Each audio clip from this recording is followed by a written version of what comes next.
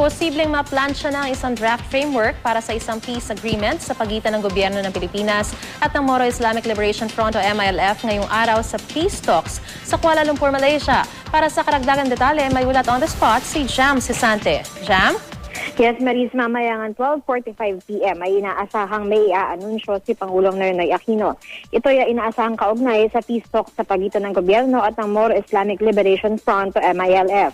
Nauna nang sinabi ng palasyo sa mga nakaraang araw na inaasahan nilang magkakasundo ang gobyerno at MILF sa isang framework agreement na magiging basehan ng isang final at komprehensibong peace agreement sa pagitan ng dalawang panig.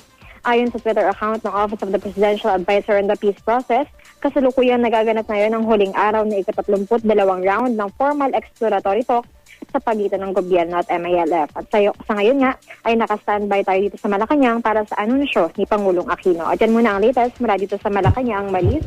Maraming salamat, Jam Sisante.